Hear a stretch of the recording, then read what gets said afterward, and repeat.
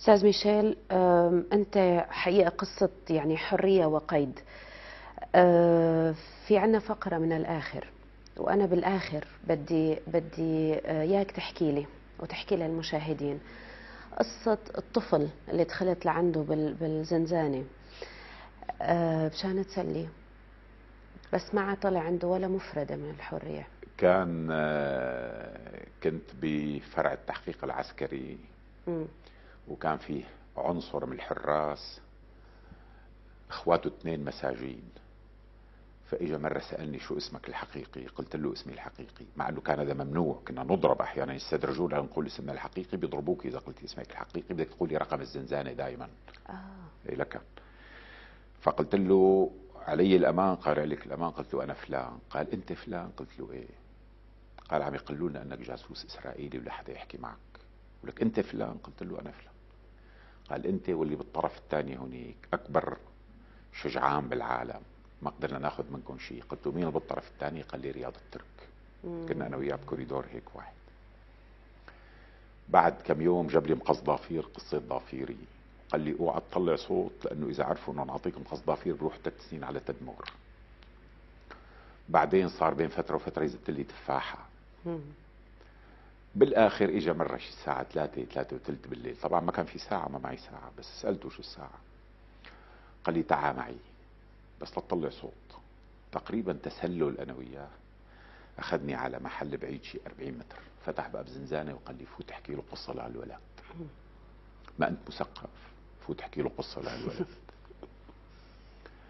قمت عيط بالزنزانة، شفت في سيدة عمرها 26 27 سنة يمكن، متكورة على ذاتها هيك، وخافت لما شافتني فايت.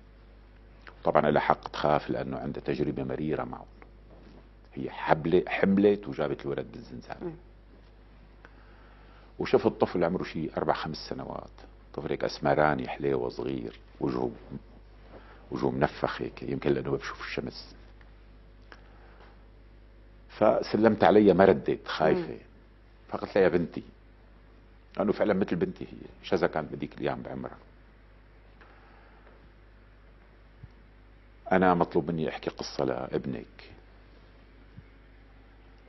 شو بدي احكي له؟ قال يعني هيك تلعسمت كثير وخجلت وبعدين ما جاوبتني فعليا. فقعدت قلت له كان في عصفور. قال لي شو العصفور؟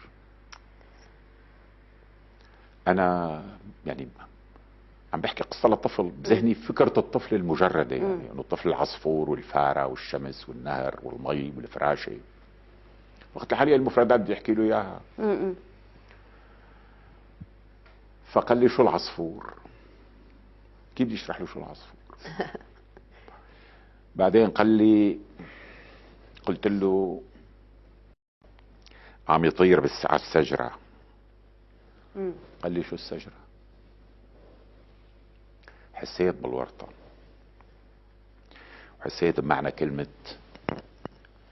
هذا الشاب اللي ما بدي اقول اسمه لانه يمكن لساته بالامن، انه مانك مثقف وتحكي له كلمة، عم يتحداني اني اقدر احكي له قصة.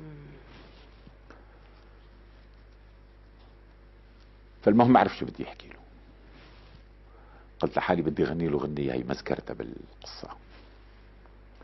فغنيت له غنية هذه ريما الحندقة، وبعدين غنيت له غنية ماما زمنها جاية وهيك شغلات. بعدين دقيت على الباب والدموع مليانة بعيوني، والام قاعدة على جنب، قاعدة على جنب وساتها متوجسة يعني. دقيت على الباب، بعد شوي اجا، قلت له طلعني الله يوفقك انا راح اختنق. قال ما حكيت له قصة. قلت له شو بدي احكي له؟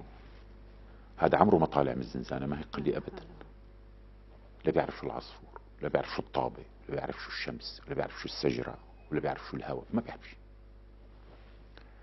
بعدين سألته عن الام، قال لي جابوها رهينة عن ابوها اللي هرب على عمان، ومثل ما انك شايف جابت الولد هون. من فترة اتصل فيني واحد قال لي بدي اعمل فيلم عن القصة لانه هي سوريا.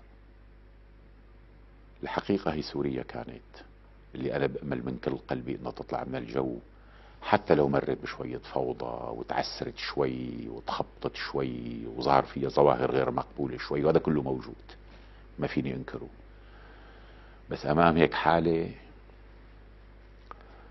أنا بزماني حكيتها بمؤتمر لحقوق الإنسان بجنيف، قاعد شي 400 واحد، ال 400 واحد بكوا رجال ونسوان. شغلة مؤسية، يعني شيء ما بيخطر ببالك هالحجم الفظيع من الظلم اللي واقع على مرأة انه ابوها هربان على الاردن. سبب سياسي. شاب ابوها اخوان مسلمين كانوا هربان على الاردن، جابوها قال لابوه يسلم حاله. استاذ ميشيل، بدي اتشكرك على كل الرسائل اللي بتحملها، على رسائل اللي فيها لا عنف، على اللي فيها حرية. بتشكرك على الساعة اللي اعطيتنا اياها اليوم. انا بدي اتشكرك كثير، وانا سعدت